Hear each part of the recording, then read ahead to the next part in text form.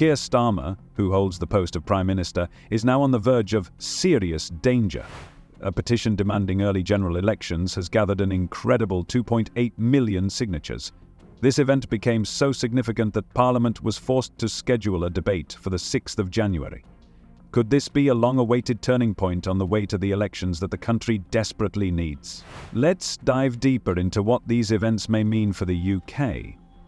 The debates are organised in accordance with parliamentary rules that allow the discussion of petitions that have collected more than 100,000 signatures. These petitions are referred to the Backbench Business Committee, which is responsible for reviewing issues of significant public interest. This process, introduced during the time of John Bercow's speakership, has become a vital channel for voicing the current problems of the electorate, linking public opinion with the legislative process. While the debate probably won't lead to Starmer's instant removal from office or a new election, it provides a unique opportunity to draw attention to the growing discontent with Labour's rule. MPs will be able to openly discuss public anger and frustration, including failed policies, broken promises, and growing criticism of Starmer's leadership. According to many experts, Starmer's start as Prime Minister turned out to be the worst in the history of the UK, and this discontent cannot go unnoticed. Here, there's been a petition. Now, under the UK parliamentary rules, if 100,000 people sign a petition, that petition has to be debated on the floor of the Commons. This is a petition that says you must call a general election, and it's got 2.5 million signatures. I don't think we've ever seen a government start so poorly, have we? This is just a complete and absurd lie. Since Keir Starmer's election victory in 2024, his government has been mercilessly criticised. Despite the fact that his victory looked confident, in fact, it turned out to be far from so impressive. The main reason for this success was the catastrophically low voter turnout, which suggests that many people simply ignored the elections. In fact, only 1 in 5 British citizens supported Labour, which highlights the lack of widespread support for their rule among the population.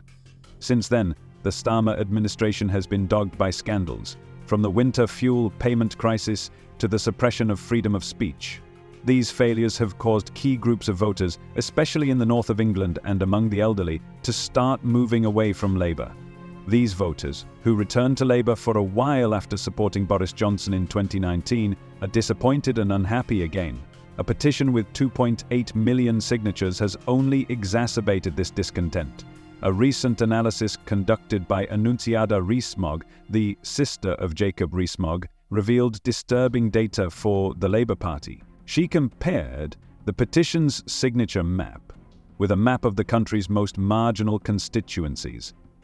These marginal seats are vital areas that Labour needs to preserve in order to stay in power, and the results turned out to be shocking. The areas with the highest number of signatures almost coincided with the key marginal districts that Labour should win in the next election. I think on trust, the most important thing is to look at the record of the individual. In my case, my record at the Crown Prosecution Service. I arrived there and said we need to reform, and I reformed. I went to Northern Ireland. But do you think that's I went to Northern Ireland and said we would change the police service in Northern Ireland to make sure that both communities had do you acknowledge, respect. So and I changed the Labour Party. If you've done something as in CPS where you followed through on promises, why is there a trust gap between you now as Labour leader and the public? I think going to the CPS and following through on what I said I'd do was important. Looking at the Labour Party and seeing that I've changed the Labour Party.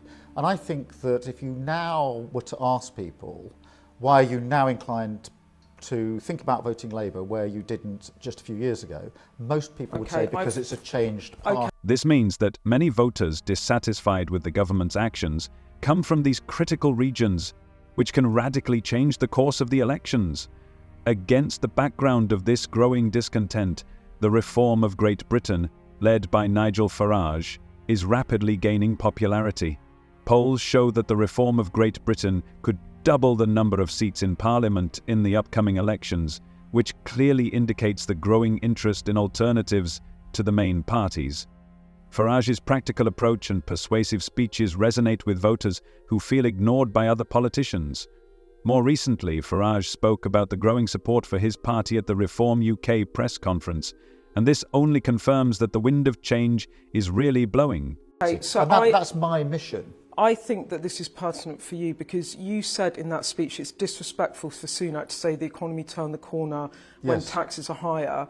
But isn't it also disrespectful when you promise people, for example, to raise income tax for the top 5% of earners, and then you ditch that when you get nearer to power? Now, there might be good reasons for that, but doesn't acknowledging that you have broken some of the promises you made go some way to fixing these trust issues that you have? I think it's You've really just totally avoided that. Let me take that head on, because there are a number of pledges I made when I was running for Labour leadership. Most of those are still in place. They're the building blocks of what we've now put in place. Some of them have changed. And this is an issue that's important, because the reason they've changed is because we can't afford to do them anymore. I said that we should abolish tuition fees. We can't, now the damage has been done to the economy, particularly by Liz Truss. You could raise taxes. It is not possible to do that. You could raise taxes on the top 5%, and you said I don't really want to get into the policies. What I want you to acknowledge is that part of the trust issue is also about things you said as Labour leader. Meanwhile, the Conservative Party's position in public polls is starting to recover confidently, despite all the internal problems. Tory MPs are seizing the moment by exploiting the growing popularity of Kemi Badenoch, and this gives them new strength. Starmer does not miss the opportunity to call her statements meaningless and fiercely criticises the irresponsible actions of the Labour Party. At a recent session of questions to the Prime Minister, Badenoch could not contain her emotions and bluntly accused Starmer of negligent leadership. It was a real collision. I'm delighted that on Tuesday of this week we went through the 100,000 number. I've led previous political parties. I led UKIP for many years, and the peak we got to then was 46,000. The remarkable thing about the rise over the course of the last few months is it's happened at a time when we're not particularly active. We are restructuring, reorganising, as Zia said. We now have 400 parliamentary constituencies that are up and running, and we're about to release them into the field. We're about to start delivering tens of millions of leaflets through doors. This rise has happened during a relatively quiet period of reorganisation for the party. The appetite out there is quite extraordinary. The enthusiasm. I mean, you should have been at the Reform Christmas party last night that took place just down the road. I, of course, now being older and wiser, left early. And I didn't even get the chance to dance to YMCA, which is a bit of a regret. That's good news. You might have noticed that in by-elections, weekly by-elections that take place for district, borough or county councils, we've now become active. And last week in Kent, we won our first county council by-election, and we'll win another one between now and Christmas in a county not too far away from there. So we're taking that seriously. Meanwhile, the Conservative Party is starting to regain its position in the public polls with incredible confidence, despite all the internal twists and turns and problems. Tory MPs, like predators, have seized on the growing popularity of Kemi Badenoch, and this inspires them to new achievements. Starmer, not missing a single chance, furiously attacks her, calling her statements meaningless, and does not hesitate to sharply criticise the irresponsible actions of the Labour Party. At a recent session of questions to the Prime Minister, Badenoch could not contain her emotions and vehemently accused Starmer of ineffective leadership. It was a real clash, full of passion and intensity. I think charging older people on the edge of winter more for their heating is a sign of a Labor Party that's gone mad and lost its touch with reality. Now, this petition will result in nothing. They've got a huge majority of over 400. Doesn't force them to an election, but does get them a debate. And it confronts us all, Peter, with the issue of is fixed terms for Parliament in the UK 5 years, in Victoria's case 4 years, a good thing, or would we be better to go back to the old system of more flexible terms? What once started as a simple protest has now turned into a powerful political statement, shaking the foundations of power. Millions of frustrated citizens are demanding change, and the pressure on the government is increasing every day. The upcoming debate in January could be a crucial moment for Keir Starmer. and the whole world is waiting with bated breath to see what happens. Against the background of growing public anger and the strengthening of the opposition, the Prime Minister's position is beginning to crack at the seams. Calls for new elections are becoming more insistent, and Starmer's political future hangs in the balance. These debates are no longer just a formality, but a vivid reflection of a broad wave of discontent with the existing political order. Regardless of whether they lead to real change or become a wake-up call for Labour, they undoubtedly highlight the importance of public pressure on the government. With the Conservatives regrouping, reforms intensifying in the UK, and constant pressure on the Starmer government, British politics is entering an era of uncertainty and potential change. The question is not whether there will be changes, but when exactly they will happen. Well, the fact that a petition is launched on Sunday and gets 2 million or 2.5 million now signatures within 48 hours, I've never seen a petition grow as quickly as this.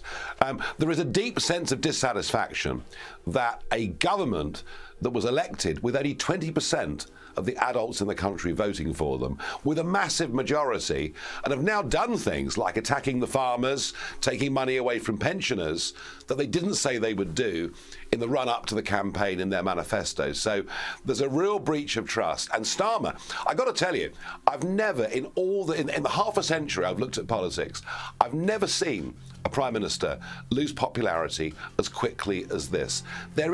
It's ironic, they're in real trouble, and yet they've got a huge parliamentary majority. Things can only get worse. Meanwhile, Keir Starmer continues to make controversial decisions that cause a storm of emotions. The British Prime Minister seems to have chosen the side of President Xi Jinping rather than newly elected US President Donald Trump. At the G20 summit in Rio, he met with Xi and insisted on the need to establish stable, respectful, and predictable relations to boost trade and economic growth. This move stands in stark contrast to the fact that the United States under Trump is preparing for a new trade war with China. The new Trump administration, filled with hawks like Marco Rubio, is preparing for a showdown on Taiwan and human rights issues. Starmer chooses a softer approach, focusing on dialogue, which displeases critics. They argue that this could put the UK in an unfavourable light, especially given that China is officially recognised as the country's biggest security threat. Starmer's approach is reminiscent of Richard Nixon's historic visit to Beijing in 1972, which changed relations between the United States and China during the Cold War. However, unlike Nixon, Starmer seems to have less strong cards.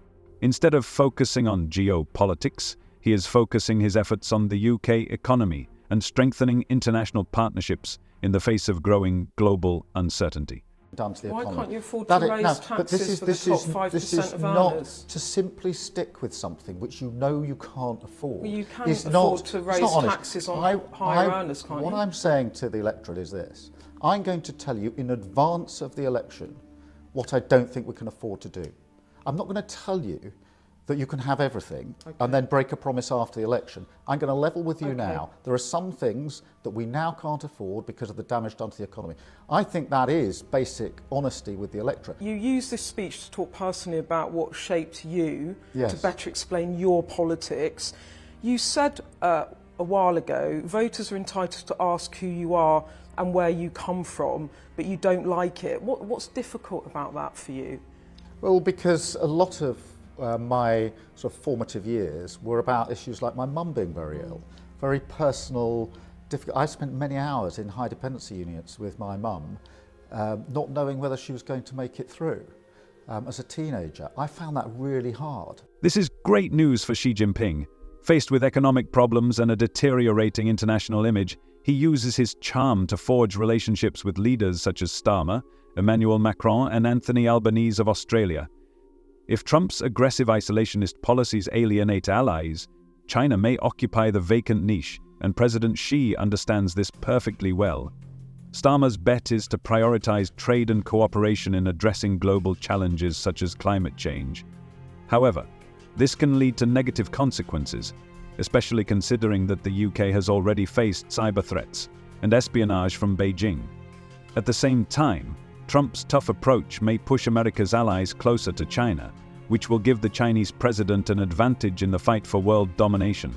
Depending on further events, Starmer's decision may be perceived as a wise move or as a risky mistake.